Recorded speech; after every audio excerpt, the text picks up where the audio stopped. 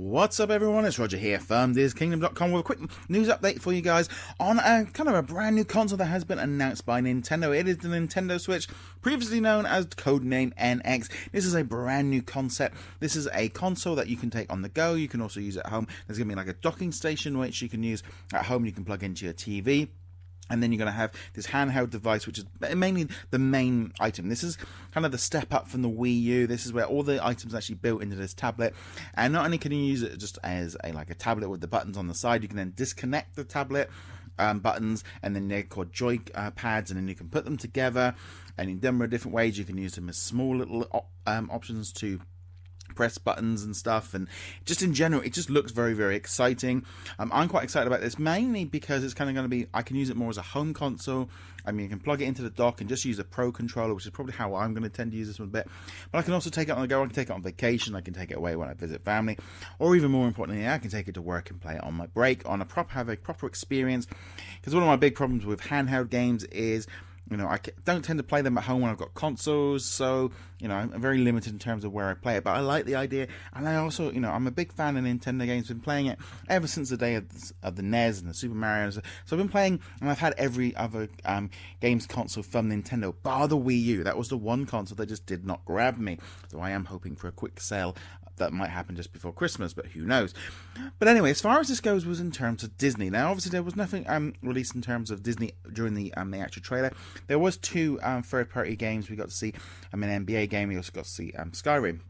But what was more important was straight after the trailer came out and it kind of showed off everything, Nintendo put out a image sort of showing off all the different partners that are going to be working with them. Now this is where things get a little bit more interesting for us as Disney fans and Marvel and Star Wars side, because there were a number of companies on there that have released titles in 2016. We've had Activision, who have released in the last 12 months. We've seen Deadpool. We've also seen Marvel Ultimate Alliance 1 and 2.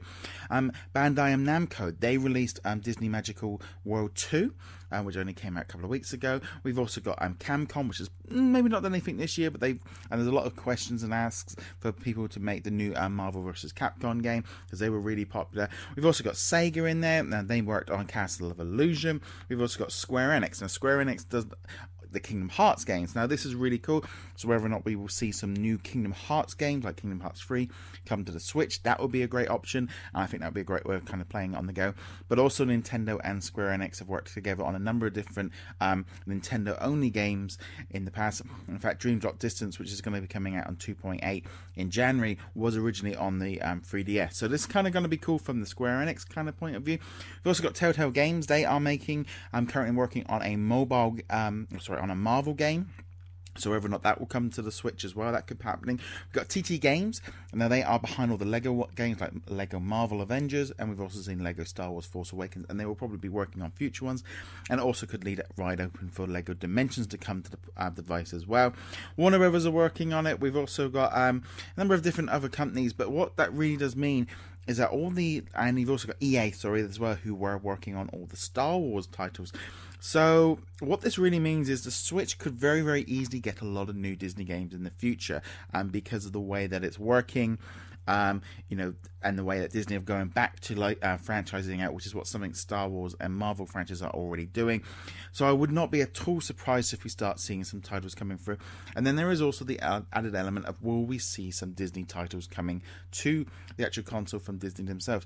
Maybe ports of their mobile games, because at the minute we're not entirely too sure if this new Nintendo Switch actually has touch capacity. Some of the reports are coming in saying yes, but Nintendo are refusing kind of to say too much about it. They're kind of keeping everything back for 2017. However, if it has touch availability, you know, could we see Zum Zum? Could we see Marvel Freefall? You know, any of these new titles that are coming out, Disney Magical World, you know, if they think they can port this over, it's a very strong possibility. However, it probably wouldn't work so well from home. But that's the other side. But the main thing at the minute was the news of all those partners coming in. If they are joining in, it will make life a lot easier for us Disney fans.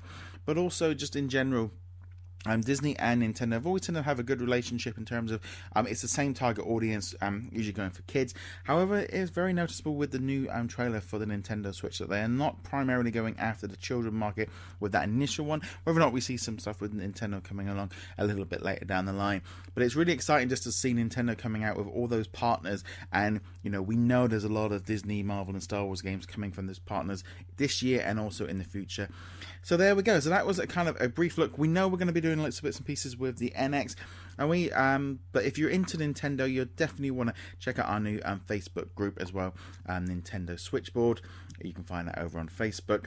As I said, looks really exciting. I'm actually really sort of into this kind of thing. I like the idea of taking it on the go, but also more importantly, just being able to play just a brand new Nintendo game with a Pro controller sat with the TV. That's kind of what I'm after. All the gimmicky stuff with taking it on the go is great, and I will probably use that as well. But for me, it's just having a console where I can use the Pro controller and just enjoy some games like this.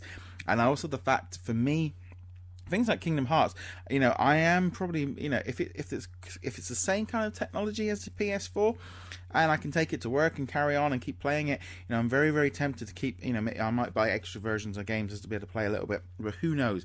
I'm hoping that we might get some exclusives, like we've seen already this year with the Nintendo DS. We've seen 2 Disney games come out on that one. But I'd love to know your thoughts on all of this. Be sure to hit that subscribe button to keep up with the latest from DisKingdom.com. But also, we should probably be talking about this in a little bit more detail on next week's Infinity and Beyond podcast with me and James. But in the meantime, I shall see you guys in a later video. Later.